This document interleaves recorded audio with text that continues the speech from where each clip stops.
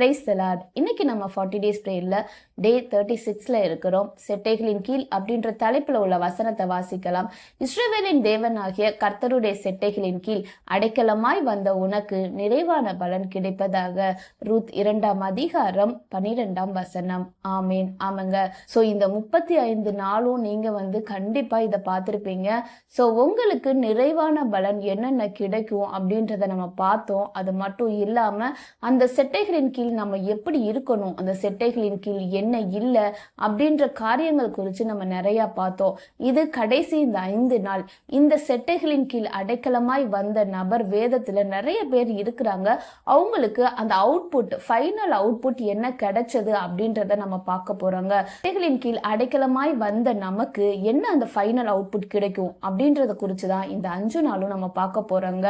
So output எப்பவுமே பெருசா தாங்க இருக்கும். செட்டைகளின் கீழ் அடைக்கலமாய் நம்ம ஒவ்வொரு நாளும் அந்த செட்டைகளின் கீழே நம்ம அடங்கி இருப்பது எவ்வளோ கஷ்டம்ன்றது நம்மளுக்கு தெரியுங்க. சில நேரத்துல நம்மளோட சிச்சுவேஷன்ஸ்னால அந்த செட்டைகளின் கீழ் வர முடியாம இருக்குங்க. ஆனாலும் அந்த சிச்சுவேஷன்லாம் கடந்து நம்ம செட்டைகளின் கீழே வரும்போது நம்மளுக்கு கண்டிப்பா அந்த நிறைவான பலன் கிடைக்குங்க. இதுவரைக்கும் அந்த நிறைவான பலன் நம்மளுக்கு கிடைக்கும், சந்தோஷம், சமாதானம் அப்படின்னு நம்மளுக்கு உள்ளான காரியங்களை குறித்து நம்ம நிறைய பலன் பார்த்தோங்க. ஆனா இந்த நிறைவான பலன் எப்படி கிடைக்கும் அப்படின்னா வெளியரங்கமாய் தெரியப்படும் அப்படின்றது தான் பார்க்க போறோம். என்னென்ன வெளியரங்கமான நிறைவான பலன் அப்படின்றது தான் நம்ம பார்க்க போறோம். ஸோ இன்னைக்கு இந்த டே 36ல நம்மளுக்கு செட்டைகளின் கீழ் அடைக்கலமாய் வந்த நிறைவான பலன், அந்த வெளியரங்கமான பலன் என்ன கிடைக்கும் அப்படின்னா ராஜ மேன்மை தானுங்க. ஸோ இந்த ராஜ மேன்மை வேதத்துல யாருக்கு கிடைச்சது, அந்த செட்டைகளின் கீழ் வந்தவங்களுக்கு அப்படின்றத நம்ம வாசிக்கலாம். அதற்கு நம்ம வேத பகுதியில எஸ்தர் 2ஆம் அதிகாரம் 17ஆம் வசனத்துல வாசிக்கலாம். ராஜா சகல ஸ்திரீகளை பார்க்கிலும் எஸ்தர் மேல் அன்பு வைத்தான். சகல கன்னிகளை பார்க்கிலும் அவளுக்கு அவன் சமூகத்தில் அதிக தயையும் பட்சமும் கிடைத்தது. ஆகையால் அவன் ராஜ கிரீடத்தை அவள் சிரசின் மேல் வைத்து அவளை வஸ்தியின் ஸ்தானத்திலே பட்டத்து ஸ்திரீ ஆக்கினான். ஆமேன். ஆமாங்க. ஏற்கனவே எஸ்தர் ராஜாத்தியை குறித்து நம்ம பார்த்திருக்கோம். ஸோ எஸ்தர் ராஜாத்திக்கு என்ன கிடைச்சது அப்படின்னா ராஜ மேன்மை கிடைச்சதுங்க. எஸ்தர் ராஜாவுக்கு முன்னாடி வரும்போது என்ன நடந்துச்சு அப்படின்னா அவங்க ஏகாய் அப்படின்ற ராஜ பிரதானியோட சொல் கேட்டு நடந்தாங்க. ஏகாய் நியமித்த காரியமே அல்லாமல் வேற ஒன்னும் அவ கேட்கல அப்படின்னு சொல்றாங்க. சோ ராஜாவுக்கு பிடிச்சது ராஜாவின் பிரதானிக்கு தெரியுங்க.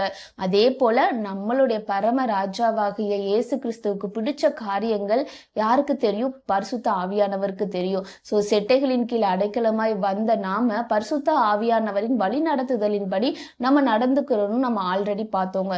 சோ அப்படி பரிசுத்த ஆவியானவர் என்னென்ன உங்களுக்கு சொல்றாரோ அந்தந்த படி நடக்கணுங்க. எதை பற்றி கொள்ளணும்னு சொல்றாரோ அதை பற்றி கொள்ளணும், எதை விட்டு விடணும்னு சொல்றாரோ அதை விட்டு விடணும். ஸோ இப்படி அவருடைய வழி நடத்துதலுக்கு ஏற்ற மாதிரி நம்ம செஞ்சோம் அப்படின்னா அங்க ராஜ மேன்மை எஸ்தருக்கு கிடைச்சது. அதாவது அந்த ராஜ கிரீடத்தை எஸ்தர் சிரசின் மேல வச்சாங்க, எஸ்தர் தலையின் மேல வச்சாங்க. அதே போலதாங்க நீங்க செட்டைகளின் கீழ் அடைக்கலமாய் வந்து பரிசுத்த ஆவியானவருக்கு கீழ்ப்படிந்து நடந்து கொண்டு இருந்தீங்க அப்படின்னா ராஜ மேன்மை உங்களுக்கு கிடைக்குங்க. இந்த ராஜ மேன்மை எல்லாரும் பார்த்து பிரமிக்க அடையத்தக்கதாங்க தான் இருக்கும். எப்படி எஸ்தர் ராஜாத்தி ஆகும்போது எல்லாருமே பிரமித்து போயிருப்பாங்க. ஸோ நிறைய கன்னி பெண்கள் அங்க இருந்திருந்தாங்க. அந்த கன்னி பெண்களை காட்டிலும் ராஜா யார் மேல அன்பு வச்சாங்கன்னா எஸ்தர் ராஜாத்தி மேல அன்பு வச்சாங்க. அதே போலதாங்க நீங்க அவருக்கு கீழே இருந்தீங்க அப்படின்னா எல்லார காட்டிலும் கர்த்தர் உங்க மேல அன்பு செலுத்துவாரு. ஒரு தனி அன்பு கிடைக்குங்க.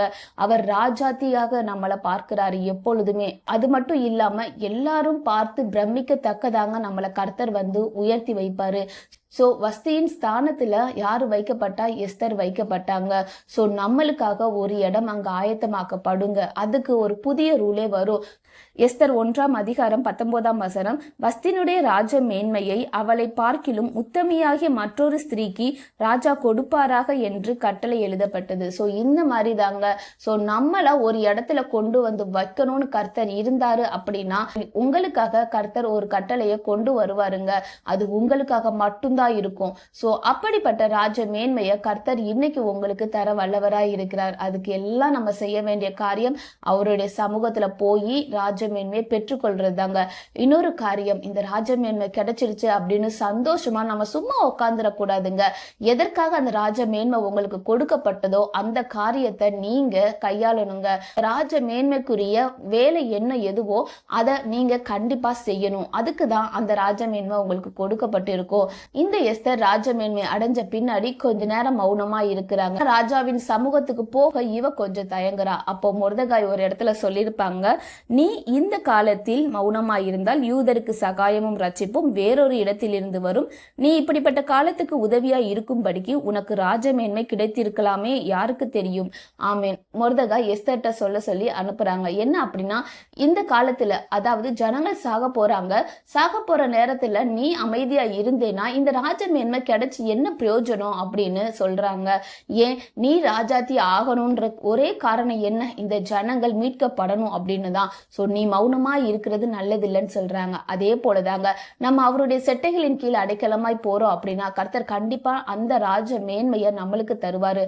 அந்த ராஜ மேன்மையை தந்த பின்னாடி நம்ம அதை பெற்றுக்கொண்டு சும்மா இருக்கக்கூடாதுங்க. அவருக்காக செயல்படணும். அவர் என்ன சொல்றாரோ அதை தைரியமாக வைராகியத்தோட செய்யும்படிக்காக கர்த்தர் சொல்றாரு.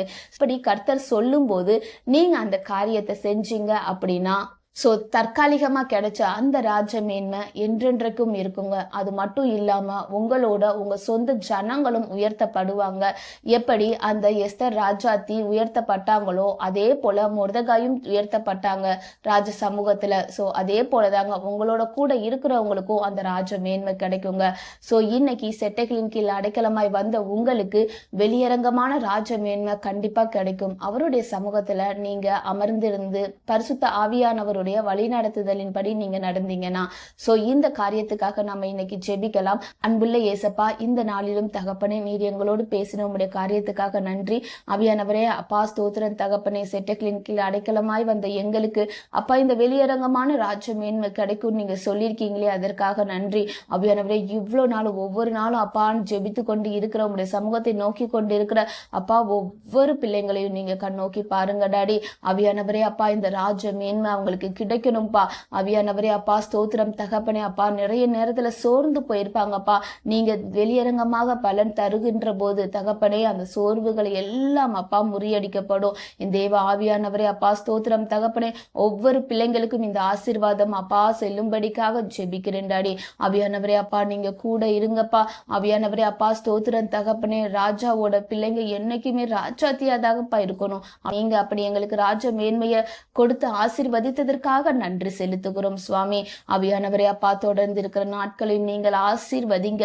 ஆவியானவரே இந்த 40 நாள் முடிவுல தகப்பனே ஆவியானவரே அப்பா ஒரு வெளியரங்கமான நிறைவான பலனை நாங்க பார்க்கும்படிக்காக ஜெபிக்கிறோம் தகப்பனே. எங்களோட கூட இருங்க, வழி நடத்துங்க. இயேசுவின் நாமத்திலே ஜெபிக்கிறோம் ஜீவனுள்ள நல்ல பிதாவே, ஆமேன். கர்த்தர் இந்த வார்த்தையின் மூலமாக உங்களை ஆசீர்வதிப்பாராக. கடலுக்கு சாட்சிகள் இருந்துச்சுன்னா கமெண்ட் செக்ஷன்ல சொல்லுங்க. மற்றும் பிரயோஜனம் உள்ளதா இருந்துச்சு அப்படின்னா நீங்க மற்றவங்களுக்கு ஷேர் பண்ணுங்க. ஆமேன். God bless you. Jesus loves you.